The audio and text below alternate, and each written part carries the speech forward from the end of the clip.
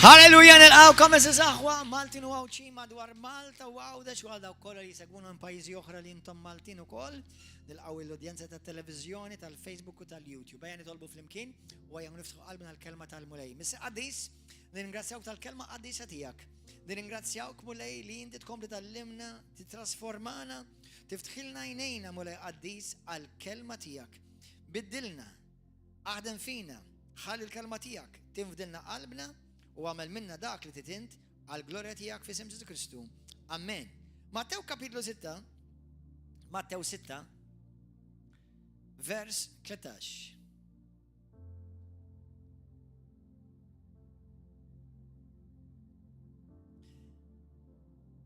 Mattew 6, vers 13, għaw xi bibli jħalluha barra disfortunatament. Imma tispiċek, la daħħalix fit tiġrib iżda Ħristu mid-deni, għax tijak hija saltna, għax tijak hija l-qawwa u għax tijak hija l-glorja għal dejjem ta' dejjem. Morru fi ktib ta'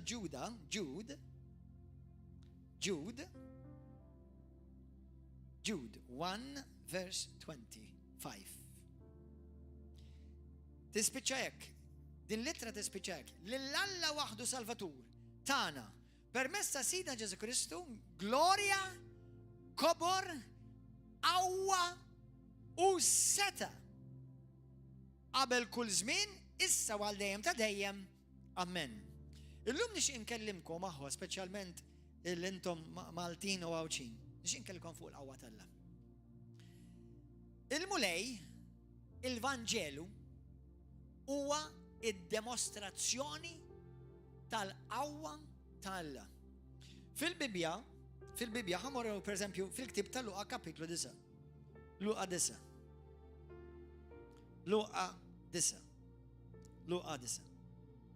Sejjaħ vers wieħed li tnax madwaru u tom qawwa u seta, kulħadd jgħid qawwa u seta.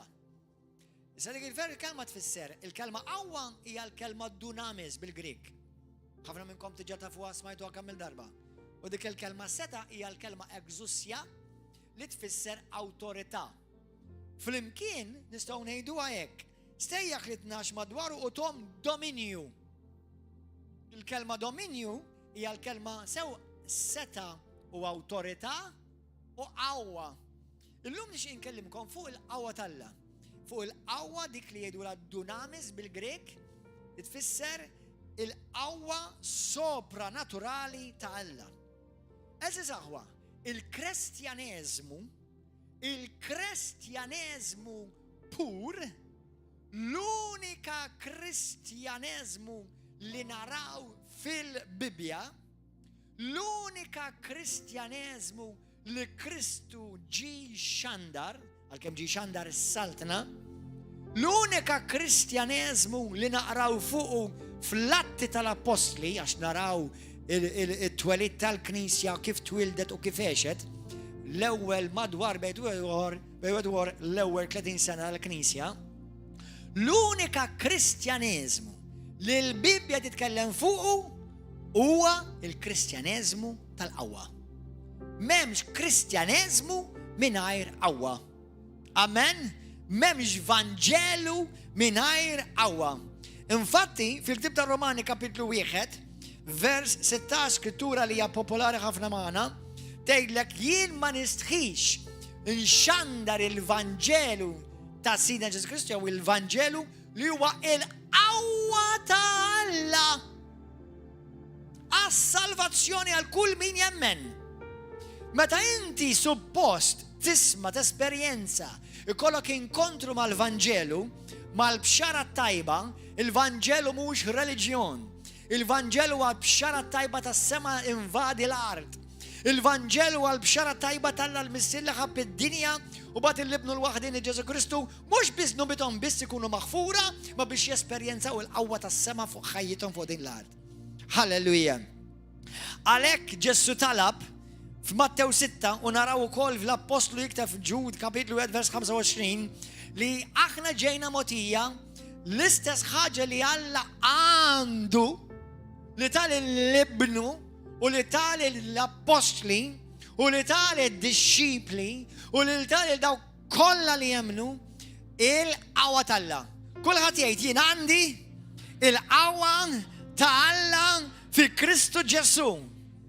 Laqqas darba biss ma ximkien naraw il-Ġesu jibat il-xaħat tixandar il-Vanġelu minajr il-qawwa ta' Alla. Imkien. Illum ħan nitkellem, bħalma dejjem nitkellem ovvjament mill-Bibja, imma ħan nitkellem bi grazzja, bi ħniena, bi mħabba, u dal-messaġġ ħan indirizzaħ lill-Kristjani kollha, żgħar, kbar, dawk li huma fil-bidu u dawk li huma xjuħ, inkluż Kristjani li jissejħu li qed jarawni bħalissa, sew kuntix apostlu, sew jekk intix profeta, sew jekk intix evangelist, sew jekk intix raj, pastor, jekk intix għallim, sew jekk intix xieħ, elder, sew jekk intix diaknu, jew sew jekk intix wieħed mill-Ministeri tal-Għajnuniet, l-ebda wieħed minnhom xi darba Kristu għallu inti xandar il-Vanġelu imma l-qawwa mhux għalik. Kull min Ġesu bagħat dejjem bagħathom ixandu l-Vanġelu. Anzi, jista' ma jkollok l-ebda wieħed minn daw it-titli, jista' jkun ma topera fl-ebda wieħed minn daw l-uffiċċji li jeżestu li jissemmew fl-Atti tal-Apostoli kapitlu 13, kapitlu 6, l-ewwel Korintin kapitlu 12, Efesin kapitlu 4, Romani kapitlu 12, jissejħu il-ministeri u doni tal-qawwa. Jekk aħna nsejħu pereżempju Efesin kapitlu 4 vers 11 kollha minnkom tafu dik fejn Ġesu Kristu huwa dak l-istess li ta' lill-Knisja xi wħud ikunu apostli, xi wħud ikunu profeti, xi wħud ikunu evangelisti, xi wħud ikunu rajja, xi wħud għalliema, mbagħad fil-Knisja għandek id-djakni, xjuħ u ministeri tal-għajnuniet. Kull dawn il-ministeri huma kollha ministeri ta' qawwa. Infatti dawn kollha ministeri sopranaturali, m'hemm l-ebda ministeru naturali. M'hemm l-ebda wieħed. Għax dawn huma kollha ministeri li jippreżentaw il-Kristu huma l-milja ta' Kristu f'daqqa huma milja Ġesu fuq din id-dinja. Amen? Halleluja, ġieli tkellimna fuqhom dawn. Imbagħad għandek il-disa doni tal-Ispiritu Santu fl-ewwel Korintin kapitlu 12, tista' taqbad minn vers 1 sa 14, tista' taqbad Rumani kapitlu 12, sewwa fejn jissejjaħ fuq id-disa doni tal-Ispiritu Santu. Mhux qed ngħidlek id-don tal-kantu sfin, dak huwa talent. Dak mhux sopranaturali, dak huwa talenti naturali. Għal nitkellem fuq doni. Id-doni kollha tal-Ispiritu Santu huma d-doni tal-qawwa. Kollha. Id-doni tal-Ispiritu Santu huwa dak li jagħmel il-Kristjaneżmu, dak li jagħmel il-Knisja, dak li jagħmel lilek sopranaturali. Ma dak xiktar biss ta' din id-dinja. Inti issa ġor parti mill-ġenna fuqek sa kemm qed timxi fuq din id-dinja. Għax inti kull fejn tmur suppost qed tkun xhieda ħajja ta' Kristu l-xost. Atti wieħed kapitlu vers 8 Ġesu jgħid kliem. Jgħid araw intom ħadd irċievu qawwa, kulħadd jgħid qawwa. Meta l-Ispiritu Santu jiġi fuqkom u intkom tkunu xhieda. Di għamiltilhom fit-test tal-eżami tal-evanġeliżmu. Xi tfisser dik il-kelma xhieda? Dawk li intom ktibtu A, B, C, C u D, kollha ħżiena kontu. Titkun E, all of the above. Għaliex, xhieda tfisser wieħed li jagħti xhieda, wieħed li jagħti testimonjanza, wieħed li jixhed, imma il-kelma xhieda tfisser martri, tinsiex il-Kristjan huwa mmieta li nnifsu martri. Imma l-kelma xhieda xi ħaġa oħra li tfisser li tal-ġenn, tfisser bniedem li jagħti evidenza ta' Kristu ħaj. Evidenza ta' Kristu ħaj. Meta inti għandek in-nies jinħallsu minn x'jagħten, meta nies ifiqu, meta morda jfiqu, meta għami jara, meta trux jisma', meta tsopp jimxi, meta marda tisparixxi, dak mhux la ġibu bl-università. La ġibu bl-edukazzjoni, ma dak ġibu biss mis-sema, dik hija qawwa sopranaturali li Kristu ta' li l-Knisja tiegħu, mhux il-ġebel, il-poplu. Alleluja, amen. Amen. Meta l-mulej bagħtek lilek, issa meta ngħidu bagħtek hawnhekk qed nitkellem b'mod wiesa', Qed nitkellem b'mod wiesa' ġifieri għal kull min huwa msejjaħ bħala Kristjan u kull min huwa Kristjan huwa msejjaħ, kulħadd jgħid jien msejjaħ. Jien msejjaħ. Number 1, kollha kemm intkom msejħin ixxandu l-Vanġelu. Però ħaġa waħda ngħidilkom u hawnhekk ħanamilkom naqra nervużi. Tifhmunix ħażin. Ħadd minnkom m'għandu l-permess ixandar il-Vanġelu mingħajr qawwa. Issa, nifhem li aħna rridu tikber, alright, tikber fil-qawwa talla, tikber fl-arfin. Il-bniedem xiejlek li ktib tal-Proverbi kapitlu 25. Il-bniedem li jikber fl-arfin jikber fiex? Fil-qawwa talla, mhux jikber fl-informazzjoni tgħidlek, jikber fil-qawwa talla. Amen, għalhekk importanti li taqra l-Bibja, għalhekk importanti li titqattaħin fit-talb, għalhekk importanti li tixxiedek. Dawn huma kollha l-affarijiet li ħajjejnuk tikber fil-qawwa. Amen, halleluja. Grazzi Ġesu. Nixtieq ngħid bimħabba, jiena ma ħansemmi lil ħadd għax ovvjament jiena qatt ma jiena favur li tattakka nistalla bisimhom qatt. Imma nixtieq nindirizza l-qassisin kollha ta' Malta. Sorijiet, patrijiet, pastors, evangelisti, ministri, djakni, huma minn huma inkluż ta' sewwew ġew u sewwew barra. Ħadd minnkom m'għandkom il-permess minn Kristu nnifsu Ġesu ixxandru l-Vanġelu mingħajr il-qawwa tal-Ispiritu Santu. Jekk inti qed tagħmel hekk, mhux Kristu bagħtek. Mhux Kristu bagħtek.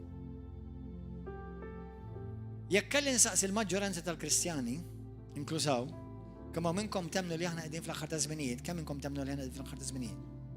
Mela ħanejdlek jaqbillek taqbad dal-messaġġ u tieklu. Għax il-qawwa diabolika qed tiżdied.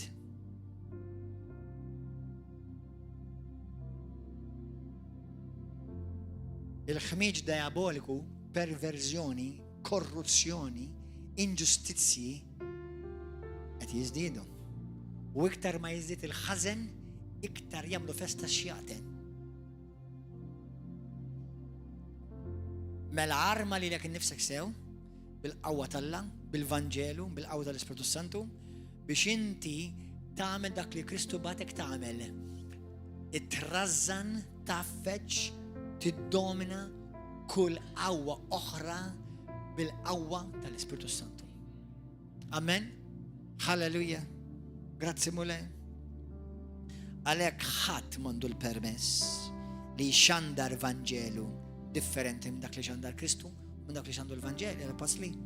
Fi ktib ta' Galatin kapitlu 1 vers 6 sa 9 taf xi tgħidu l-Iskrittura hawn. Tgħid inwissi u nerġa' nwissi biex min jiġi jxandrilkom Vanġelu differenti minn dak li nxandartilkom li hu aħna xandarnilkom qed jitkellem Pawlu l-Apostlu. Għodu attenti, dal-persuna jkun misħut maqtuħ minn Alla.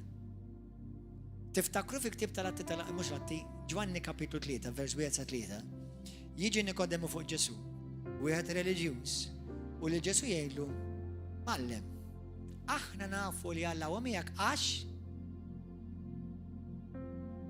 għaliex naraw il-qawwa tal-Alla topera miegħek. Għaliex naraw għax kieku Alla mhux miegħek ħadd ma jista' jagħmel il-mirakli qed tagħmel jekk Alla ma jkunx miegħek. Tista' tkun reliġjuż u Alla ma jkunx miegħek. Dik nafu għażgu. Mela, wieħed mis-sinjali, mhux l-unika, ma wieħed mis-sinjali li inti taf li Alla huwa miegħek bħala Kristjani nitkellem għax imbagħad ukoll għandek il-qawwa diabolika. Sewwa il-qawwa qarrieqa. Ma wieħed mis-sinjali li int Kristjani qed topera sew, ma jfisirx li kollox huwa sew, xorta qed tkompli tikber, imma li waħda mill-affarijiet li żgur topera sew, hija li int għamel qawwa talla topera f'ħajtek. Amen. Wara kollox Ġesu Kristu opera bil-qawwa talla. Il-Vanġelu huwa l-Vanġelu tal-qawwa. Il-Vanġelu huwa l-Vanġelu tal-qawwa talla. U ssir problema serja meta xi ħadd qed ixandar Vanġelu mingħajr qawwa talla. Intom materializzaw mhux qed ngħid għalija, qed ngħid għalikom. Intom materializzaw li din intom ta' għalikom, qed ngħidha di.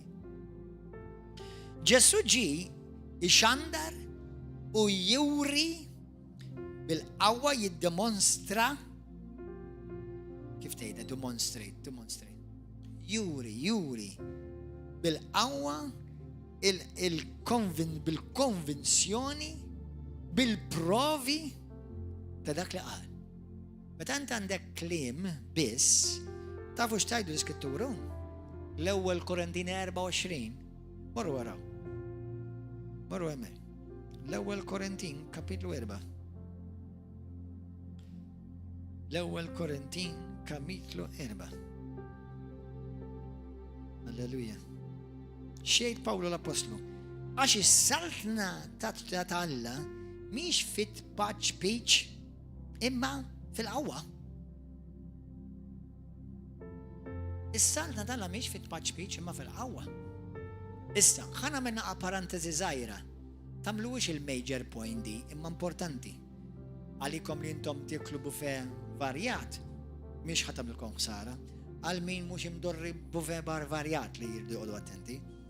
Il-qawwa waħida tikkorrompik.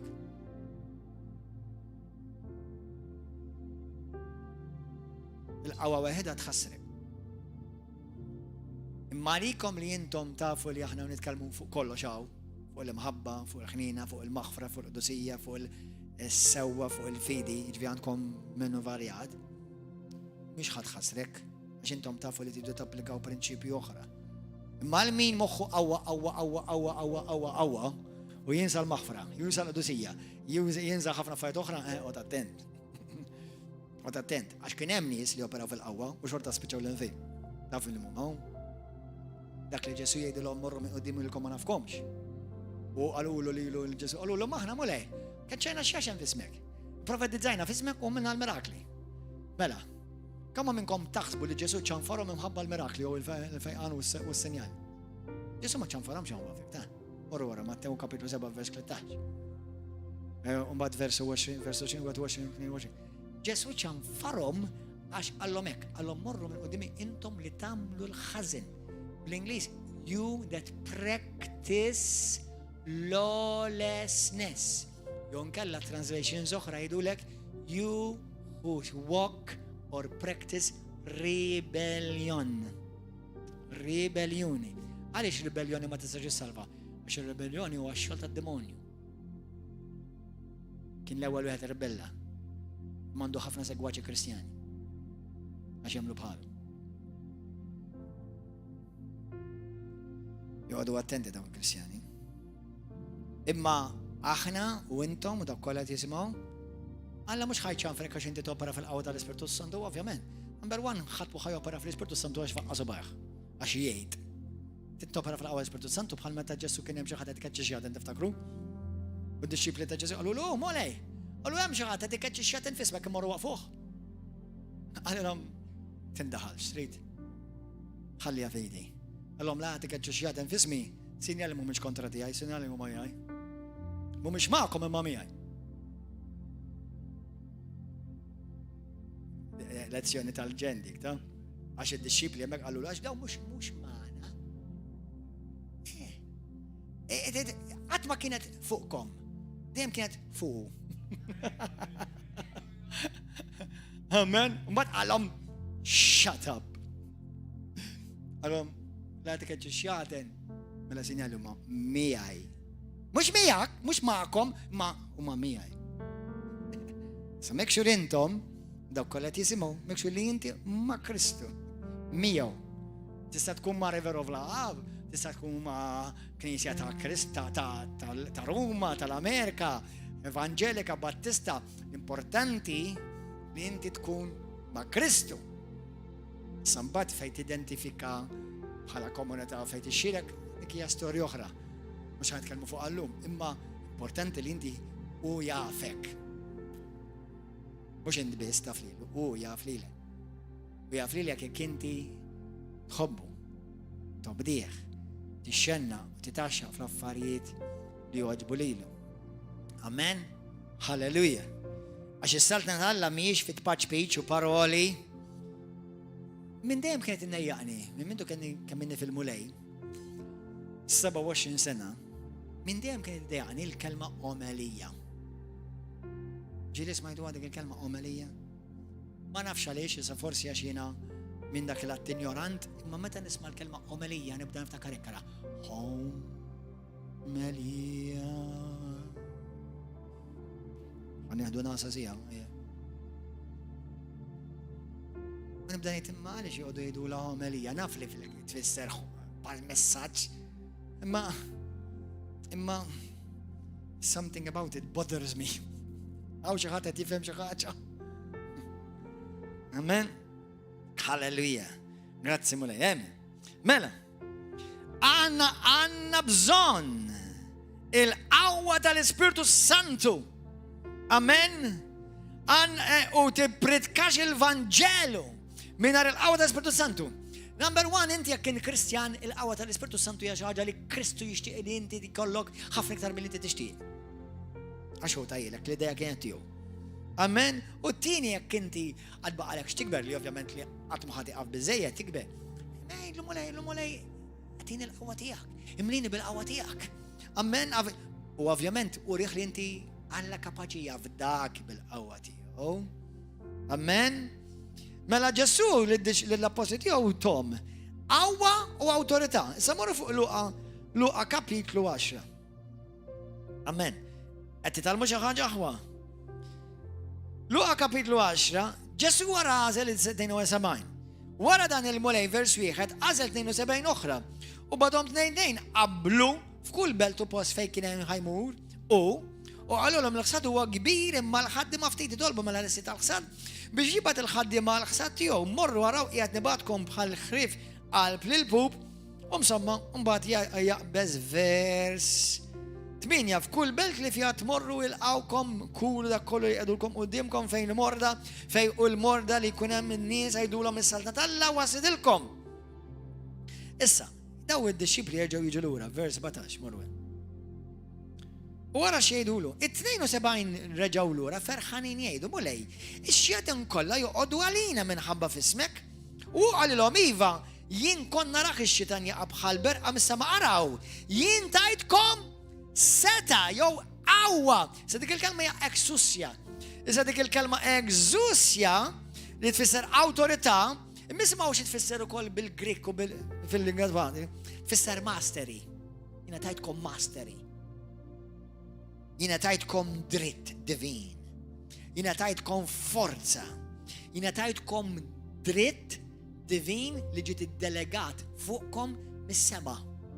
Dik tfisser exousia. Araw, jiena tajtkom din id-dritt divin ta' qawwa mirakoluża, qawwa soprannaturali biex taħdem fikom. Biex intkom tkunu tistgħu tirfsu fuq is-sriep u l-iskorpjuni u telbu kull qawwa tal-għadu u l-ebda ħsara ma jagħmlulkom. Amen? Jiena u inti m'għandniex skuża għaliex ma nimxux fil-qawwa tal-Alla. M'hemm bżonn tkun fuq il-pulptu ta' isma' il-maġġoranza tal-ministeri fil-Knisja mhumiex fuq il-ministeri ta' pulptu ta'. Għalkemm nirringrazzja l-Alla dil-Knisja għandna biex inbijaw u nselfu għall-knejjes kollha tal-Ewropa kważi naħseb, predikaturi hawn, grazzi mulej. Imma mhux din, il-ministeru huwa fejn bħal meta morru evangelizzaw fi toroq, bħal meta inti titkellem ma' xi ħadd tal-grocer u qed jgħidlek kemm għandu jġieħ u inti tgħidlu tpoġġi jdejk fuq dak fejn għandu dar u whatever. Halleluja. U taf li hemm il-qawwa tal-Alla available lesta biex tisplodi minn ġafik. Halleluja. Amen. Il-qawwa tal-Alla. Il-qawwa tal-Alla. Il-qawwa tal-Alla taffeċ il-qawwa tad-dlamijiet. Grazzi mulej. Hija qawwa soprannaturali u forza dritt, awtorità divina, mirakoluża. Il-poplu kollu tal-Alla, inkluż fl-atti tal-apostoli bl-aktar maċċar. Il-ministeri kollha li naraw kollha joperaw fil-qawwa tal-Ispiritu Santu. Il-ktieb li aħna nsejħu l-atti tal-apostli, huwa l-atti tal-apostli xejn, għax il-maġġoranza ta' nies li naraw Alla juża laqas huma apostli. L-ewwel 5 kapitlu għandek apostli. Anzi, għax imbagħad naraw rixma ta' disċipli li ma nafux bihom. Disċipli, ovvjament kienu parti mill-Knisja, ma kienux parti mit-12. Jew l-ewwel 12, ħanejdu hekk. Amen. Grazzi mulej. Morru fil-ktib ta' Mark kapitlu 1. Issa nixtieq ngħid xi ħaġa. Għal dawk l-eżis ministri sew jekk humiex evangelisti, rajja, jekk humiex għalliema dawk li jgħidulhom teachers. Li jiena ġieli smajt ikunu well-meaning ta'. Imma kemm qed jiżbaljaw u kemm kif jgħidu bil-Ingliż they're cutting themselves short from what God has for them. Xi tfisser? Ġifieri kemm qed huma stess qed jisirqu lilhom infushom minn dak li Alla għandu għalihom. Għax darba pereżempju smajt nies li huma jgħidu li huma teachers u jgħidu jiena ma tantx nimxi fil-qawwa tal-Alla, aħna ma tantx noperaw fil-qawwa tal-Alla, għax aħna pereżempju l-Knisja tagħna niffokaw fuq il-talim tal-kelma. Għalhekk ma narawx ħafna fejqan u għalhekk aħna ma narawx ħafna nies jinħelsu mix-xitan. Number one, nfakkarkom eżis, inti min taħseb hekk jew xi darba smajt ġewwa titkellem hekk, li anke l-uffiċċju tal-għallim teacher ukoll huwa don soprannaturali. Naf teachers jien kien joperaw bil-qawwa tal-Alla u l-qawwa tal-Ispiritu Santu. Avolja huwa fl-uffiċċju ta' teacher. Apparti minn hekk, isma'w xejn il-mulej f'Marka bil-wieħed. 21 marwel. Alleluja. U daħlu Kafarnaum malajr f'jum is-sibt, daħal fis-sinagoga u qed jgħallem. In-nies baqgħu mistaġbin bil-mod ta' talim tiegħu. Mistaġbin, mhux reqdin. Mistaġbin. Għax beda jgħallimhom bħal wieħed li għandu seta' u mhux bħal kittieba. F'passaġġ ieħor jgħidu ma daw x'tip talimu. Għaliex? Għax bis-seta jkeċċi x'jagħti. Talim jkeċċi x'jagħti. Talim jiġifieri għal dawk. Sew jew intom, jew kontu taħsbu li jew hekk. Jew hawn min jgħallem hekk huwa żbaljat. Għax Kristu li huwa għallim u l-Bibja tgħidlek kien imur jgħallem, jxandar u jfejjaq.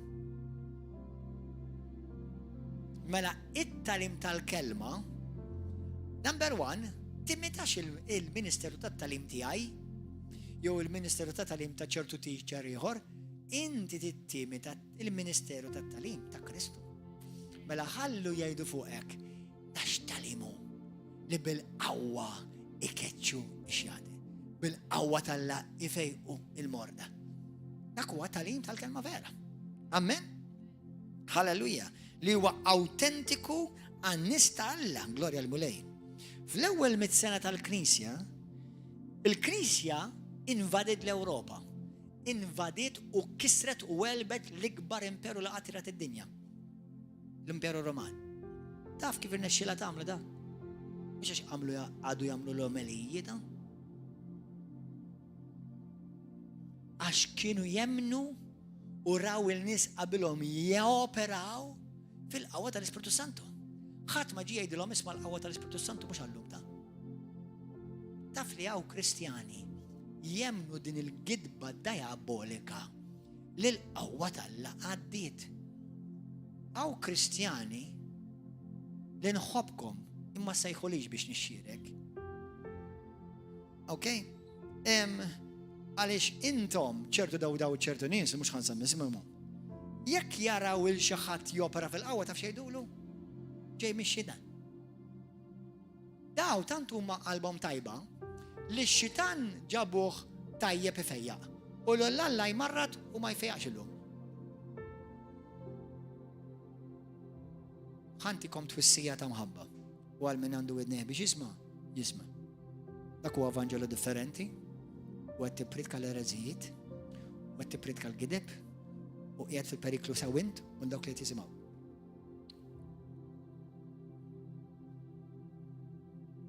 Daw ċertu Kristjani xejdulek minn barra tarhom jagħmlu ta' nies tajbin. Tieni Timotju 3:5. Imma ċaħdu il-qawwa tal-Alla. ċaħdu il-qawwa tal-Alla. Mhux il-qawwa ta' Gordon ta' jew qawwa tad-denominazzjoni tagħna jew tal-Knisja tagħna jew tal-fellowship tagħna, il-qawwa ta' Alla.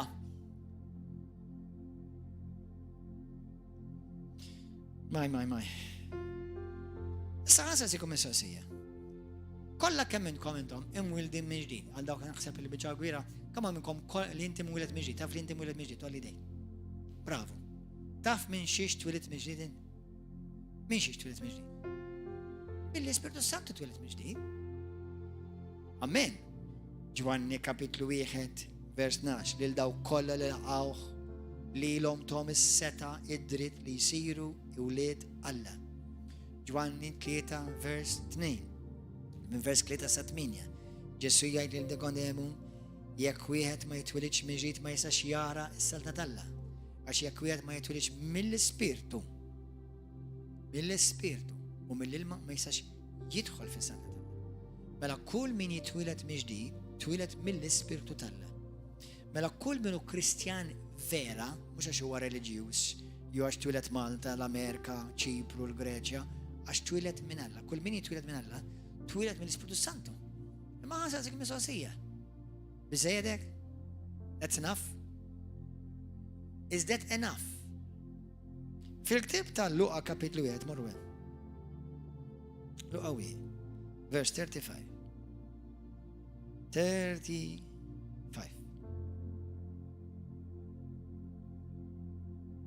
Tejlek jekk kara. Ġesu wieġeb l-anġelu qalela lil-Marija, l-Ispirtu Santu jiġi fuqek u l-qawwa tal-għoli tixħed id-del tagħha fuqek. U għalhekk dak li jitwieled minnek ikun qaddis u jissejjaħ bin Alla. Ġesu ġie mwieled minn Alla. Ġie mwieled mill-Ispirtu Santu. Isimgħuni moħħkom għax din hija interessanti. Għal 30 sena dan l-istess Ġesu kien Alla jew le? 100%. Jekk xi ħadd jiġi jgħidilkom li Ġesu ma kienx Alla, jew sar Alla wara li tagħmel fil-mabudi, qed jgħid il-ħmerijiet u wieqaf għallem, please. Tibqax gerfeġ in-nies. Ġesu huwa l-kelma eterna tal-Alla. Twilet mill-Ispirtu Santu etern da Alla u twilet fil-ġisem. Il-ġisem kellu bidu, mhux Ġesu l-Ispirtu. Il-ġisem kellu bidu. Ma hu etern. Isma'w. 1. Għaliex għal 30 sena ma narawx miraklu wieħed. Min mindu nibdaw naraw il-Ġesu jopera fil-qawwa tal-Alla? Meta il-qawwa tal-Alla tiġi fuqek, mhux meta titwieled mill-Ispirtu tal-Alla, imma meta titgħammed fil-qawwa tal-Alla dik li tisseħ il-mamudija ġdida, mhux mamudija ġdida, mamudija tal-Ispirtu Santu. Issa xi ħaġa interessanti. Li titwieled minn ġdid u titwieled mill-Ispirtu huwa biżżejjed biex tmur il-ġenna? Iva jew le? Iva jew le biex tmur il-ġenna? Huwa biżżejjed li tkun salvatek? Nubetek maħfura hemm iva jew le? Iva. Imma dak mhux imma dak huwa biss il-bidu. Issa Ġesu, issa hawnhekk, moħħkom hawn. Ġesu ma jridekx biss tkun imwieled minn Alla, imma jridek tkun mammet fil-qawwa tal-Alla. Tkun maddas bħal basla mazza fil-ħall u ssir basla tal-bikles. Amen? Mazza tossorbi l-istess likwidu. Qed tifhmu aħwa? Issa, once li Ġesu jitgħammed fil-mamudija tal-Ġordan, morru hemmhekk fil-ktieb ta' Luqa 3, vers 22.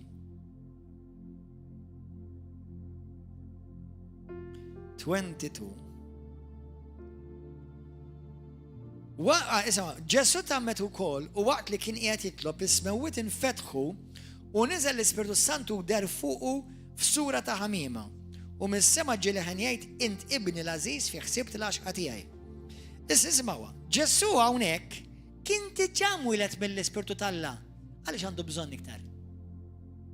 Jekk inti llum il-ġurnata mwieled mill-ġdid, temmen f'Ġesu Kristu, għandek is-salvazzjoni, dak biżżejjed jagħmlek wlied Alla. Titwieled minn Alla u salvat.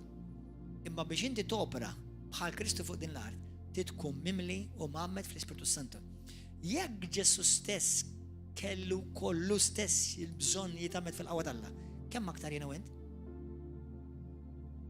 Issa ħafna Kristjani jiġħduha il-mamudija tal-Ispirtu Santu. Speċjalment ċertu Kristjani ta' knejjes li jagħmlu fi dak li jgħidulhom cessationists. Cessationists fisser. Ġeneralment huma jagħmlu dottrina ta' Calvin. Dottrini rux ma ta' dottrini żbaljatissimi. Imxi mal-Bibja. toqgħod tissegwi l-guddinja ta' ħadd, imxi ma' Kristu. Amen. Isma'. U daw ċertu Kristjani jeżistu fihom fil-Kattoliċiżmu, jeżistu fihom fil-Protestanti, jeżistu bħalhom Evangeliċi. Ma jfissirx li mhumiex salvati għax jekk għandhom il-Kristu salvati, jekk vera jħobbu l-Ġesu, emnu fih u għandhom relazzjoni. Ma m'għandhomx qawwa. Aħwa, x-xetan mhux ħajtlaq għax inti trid tissalibta. Jew tmur billi subajk fil-bini manbire. Jew nkella x'inti tgħid xi talba ta' treddin. U laqqas mhux ħajtlaq għax inti tgħid jiena nitla' naqra l-Bibja. Tajjeb li taqra l-Bibja u importanti taqra l-Bibja jekk tikber. Imma għadek m'intix topra fil-qawwa tal-Ispirtu Santu. Il-qawwa tal-Ispirtu Santu l-kelma dunamis u egżusja fl-imkien tfisser li l-qawwa talla kif tifmanifesta l-qawwa talla, il-qawwa diabolika titaffeċ. Force, it's divine force. Divine force. Inti, ismani, jekk inti għandek il-Junfant u għandek Ġurdin, il-Ġurdin forsi jħossu b'saħħtu ħdejn emla, imma ħdejja l-Junfant. L-Junfant għandu bżonn joqgħod jgħajjat u jwerża u jaqbes. Eżid, għax mhux biss għandu s-seta, imma għandu l-qawwa. Allura meta inti xi ħaġa sabiħa tal-ġen semmejtilkom fi żmien ta' Pentekoste, aħna nafu li Pentekoste hija waħda mit-tliet festi li jiġu flimkien fil-kalendarju tal-Lut, għalkemm mhux tal-Lut huma l-festi Alla li Alla li tom lil-Lut, ma tom mhux bil-Lut biss kulħadd. U li ġew kollha fulfilled u wettqa fi Kristu daw il-festi. Għandek il-Passover, għandek tal-ħoq tal-Azmi u għandek il-Pentekoste. Daw jiġu tliet festi wara xulxin, 3 tiem xi 4 tiem bejniethom hemm. Insomma, f'kollox. F'Pentekoste Ġesu x'qal, stennew Ġerusalemm sakemm intom tiġu mlibsin bil-qawwa. Issa aħna fl-istampi tal-istorja u anke fil-kodba li ġirrajna u anke xi kultant ċertu films li rajna, l-Iskrittura tgħidlek u fuqhom deru ilsna ta' nar. Però jekk inti tmur tistudja dik, mhux hekk ta' tgħidlek, tgħidlek li l-kull wieħed minnhom der qisu l-sien nar. Kull wieħed minnhom, kull wieħed mill-21, meta l-diġi l-qawwa talla fuqhom, taf x'deru? 120 il-sin imlibbes f'persuna ta' nar, fjamma nar. Issa il-bira kummezzjoni kont qed nara video ta' xi ħadd li kellu ħelsien minn spirti ħżina. L-ispirti li ħarġu meta din nies dar-raġel beda jitkellem, għal dan il-ministru partikolari rajtu tant beda jiddi bid-dawl li ma stajtx inħares leh.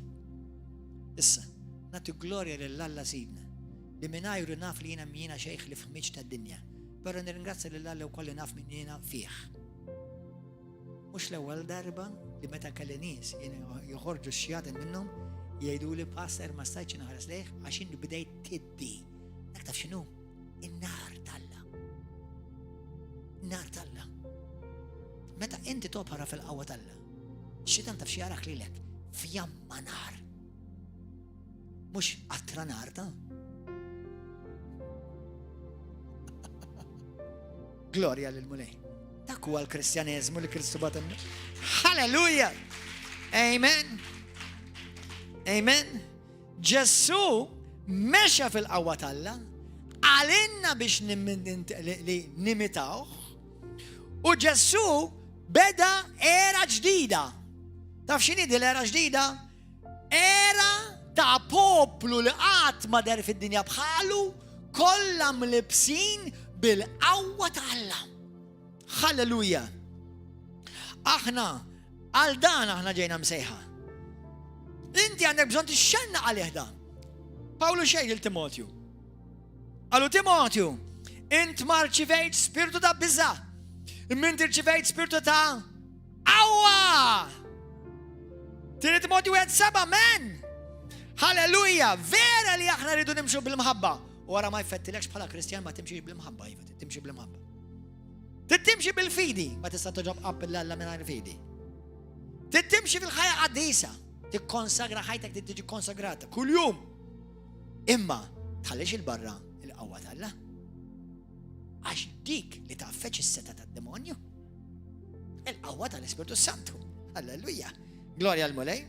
Isma' għax l-ewwel Korintin kapitlu 2. Morru din I love this scripture. U ħafna minnkom l-istess. L-ewwel Korintin 2 vers 4 semgħu kemm hekk sabiħa. Pawlu qed jgħid dal-kliem isma'u l-ewwel Korintin 2 morru rawa. U memorizzawa. Ħanibda minn vers 2. Ma pretendejx li kont naf xi ħaġa foskom, ħlief li Ġesu Kristu u li dan imsallab. U jien ġejt għandkom dajjef, imbażza u mrijat. Il-kelma li predkajtilkom, ma il-kliem u l-kelma u l-predikazzjoni tiegħi ma kienux imlibsa bl-erf qawwi tal-bniedem. Imma bil-wiri, kull ħadd jgħid bil-wiri. Iġifieri raw xi ħaġa. Bil-wiri tal-Ispirtu u l-qawwa. Meta Pawlu xandar f'Malta, Pawlu ma ġiex jagħmel xi omelija sabiħa. Pawlu ġie mxandar bid-demostrazzjoni bil-wiri tal-Ispirtu Santu u l-qawwa għalhekk imbagħad Malta fi 3 xhur saret Kristjana. U issa n-naluf u laqqas ġimgħa ma tagħmelhom daw kollha.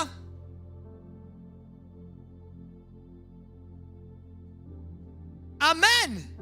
Tkun mimli u maddax fil-qawwa tal-Alla ta' biex tereq 3 darbiet u 3 darbiet terġa' tqum. U x-xitan jipprova joqtlok u Pawlu jgħidlek għal xejn. Meta issa għal-mula għal mhux les, ma xejn, ma m'għandix toqtolni, sorry. Mbagħad meta kien les qal issa jiena les. It-tiġrija xejda, il-fidi sa meta tal-aħħar. Issa, il-mulaj għalli dal-wati sejjali. Now that's power.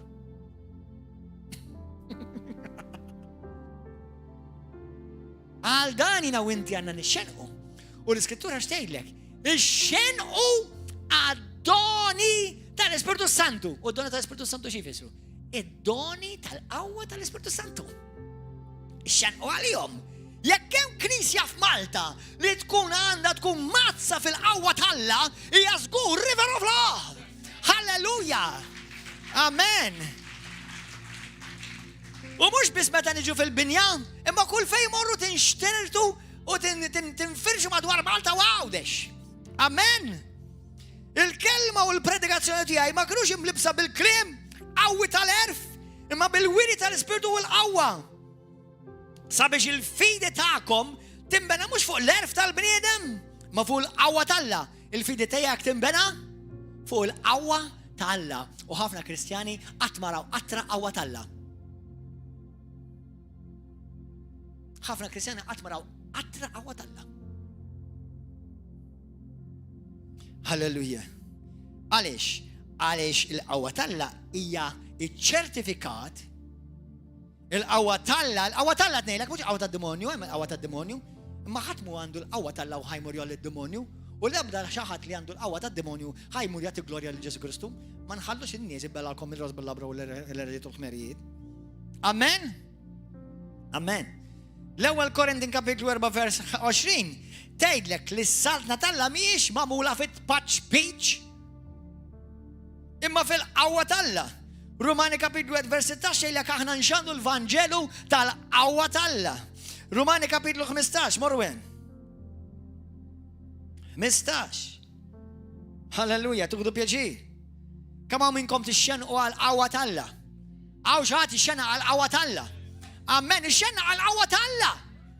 Glorja l-mulej. Alla oġbu li jtik il-qawwa, mhux Gordon John Manxe. Halleluja. Intom assisin, saċerdoti, pastor, evangelisti, mhux jiena tnofrilek il-qawwa tal-Alla. Hello? Kristu għallek irrid inlibsek bil-qawwa tiegħi. Biex intu tkun xhieda ħajja, la tal-Papa, la tal-Isqof u laqqas ta' Gordon, ta' Ġesu Kristu xoxt.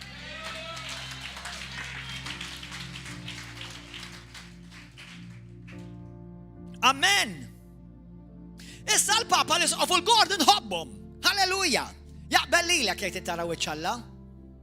Imma l-qawwa mhux il-bniedem itgħidilek. Il-qawwa jgħidilek Kristu biex tagħti xhieda li turi d-dinja bil-wiri, mhux bit-patch peach, ma norik li Kristu ħaj. f'moħħwa. Il-qawwa tal-Alla hija evidenza. Isimgħuni, jekk tnieħħi l-qawwa tal-Alla mill-Vanġelu għamilt il-Kristu figura reliġjuża bħal oħrajn. That's it. Bħal Buddha, bħal Confucius, bħal Muhammad, bħal whatever, just figura reliġjuża oħra. That's it. Kristu għarre tal-glorja. Halleluja. Glorja lil mulej għaddis. Amen. Romani kapitlu 15, vers 19. Araw xiejt il-mulej. Araw xiejt Pawlu li ġi f'pajjiżna. Ma nissogra nsemmi xejn, jekk mhux dak li għamel Kristu permezz tiegħi biex inwassal il-pagani għall-obbedjenza bil-kelma u bl-emil, bil-qawwa tas-sinjali u l-mirakli, bil-qawwa tal-Ispirtu ta' Alla, biex hekk permezz tiegħi jisseħħ ix-xandir tal-Vanġel ta' Kristu minn Ġerusalem u li nħamu jtawadwara sal-Lirja. L-ewwel Tessalonikin 1. Alleluja. L-ewwel Tessalonikin 1 vers 5. Pawlu jgħid l-kliem għax l-Evanġelu tagħna, l-Evanġelu li xandar pastor Apostlu Gordon John Manxal dal-pajjiż. Il-Vanġeli nxandar nilkom u intom xhieda ta' da. Ma kienx biss bil-kliem, jew b'xi omalija sabiħa, u b'xi 4 punti, u bil-PowerPoint without power.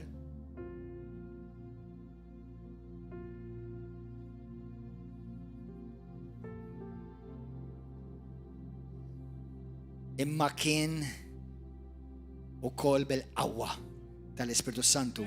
U għalhekk ħafna minnkom intom persważi u intom tafu kif aħna ġibna ruħna meta konna foskom għal-ġi tagħkom. Amen. Fit-2 Korintin kapitlu 4. Ara kemm qed intikom skritturi ta' Glorja malej kollu b'xejn, no extra charge. Vers 7. Dan it-teżor qiegħed għandna biġ-ġarar tal-fuħħar. Jiena ġarra aw ġarar.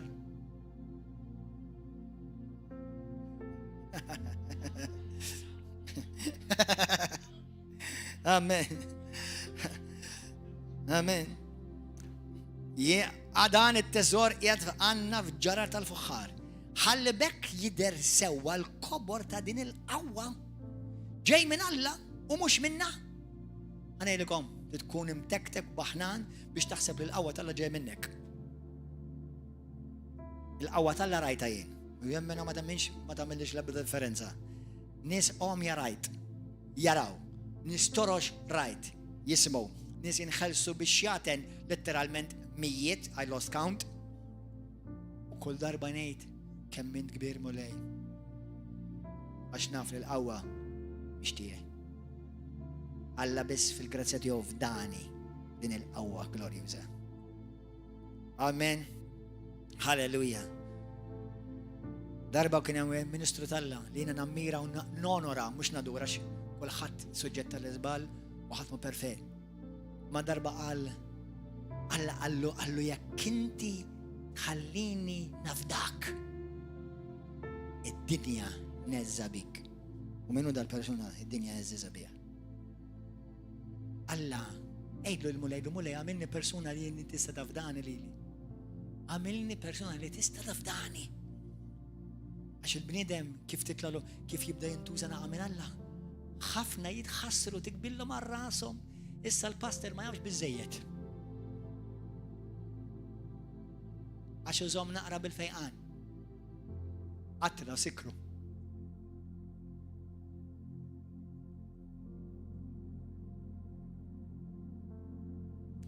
Ara ħana mela pubblika, jien ma nafx biżejjed. Anzi ħdej dak li għadni ma nafx, ignorantissimu. Imma naf lilu. U dan nagħti lilu l-glorja, għax huwa żellili qabel min jinżil lilu. Amen lilu, halleluja.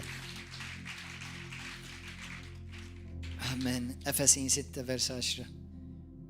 Praise and worship team. Ħanitolbu. Efesin 6 simgħu kemm kbira sabiħa di, vers 10. Mill-bqija twet uħuti fil-mulej u s-saħħu fil-qawwa tiegħu. Is-saħħ fil-qawwa tiegħu. Alla jridek kun taf din il-qawwa Filippin 3. Filippin 3:10. Ara Pawlu x'qal, jekk għala Pawlu tista' tgħidha int. Irrid narfu lilu, irrid insir nafu aktar, kemm hawn nixtieq issir taf il-mulej iktar. Ġenwinament, inti li qed tolli jdejk, kamilha ġenwina di. Mhux ġasta xatt tolli jdejk, ejja ġenwina mulej nixtieq insir nafek aktar mulej. Nixtieq insir, imma mhux biss. Imma nixtieq insolni wkoll insir naf il-qawwa tal-qawmin tiegħek mill-imwiet u naqsam miegħek id-dbatijiet tiegħek u nsir nixbaħ fil-mewt. Meta l-bieraħ morna Paċeville, meta l-bieraħ morna post fejn hemm il-mara qedtilek, qedtilha inħossni qisni taħt xokk. Mijiet ta' nies aljenati. Siken. Aljenati. Ma jafux li illum tista' tkun l-aħħar nifs.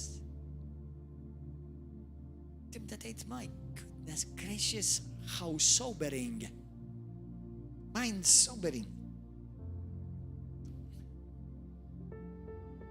Mela Pawlu qal mulej nixtieq insir naf lilek iktar u nixtieq insir naf il-qawwa tiegħek iktar. Għamluha t-talba di. Ni Pawlu għamilha, mela tista' tagħmilha int. Amen? Grazzi mulej, u ħan nispiċċa b'di. Tieni Tessalonikin 1. Ejja nqumu.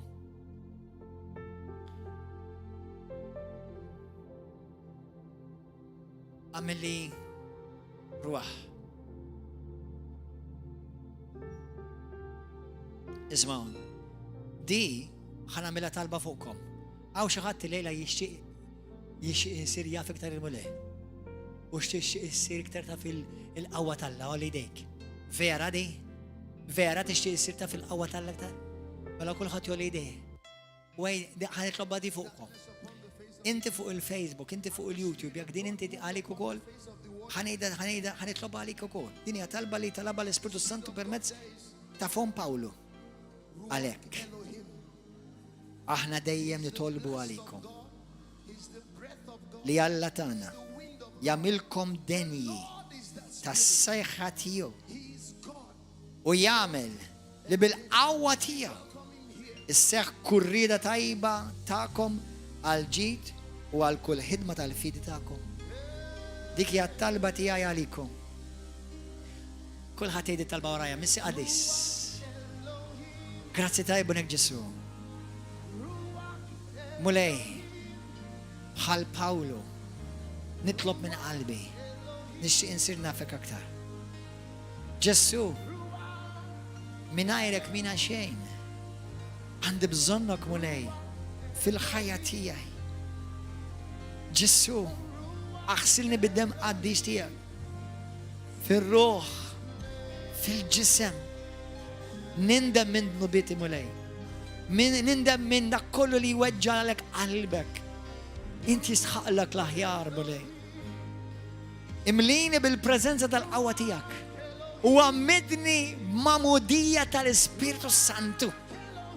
U nirċievi llum qawwa ġdida, qawwa friska, il-qawwa tal-Ispiritu Santu mulej.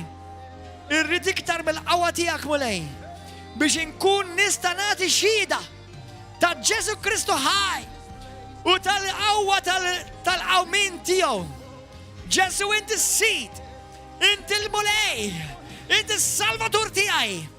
Kisser kull ħakma tal-għadu, kisser kull influenza diabolika, kisser kull spiritu mniġġes min ġo ħajti.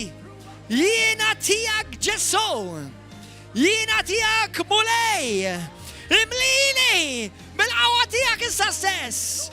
Nirċievi mulej il-sna ġodda tal-Ispiritu Santu.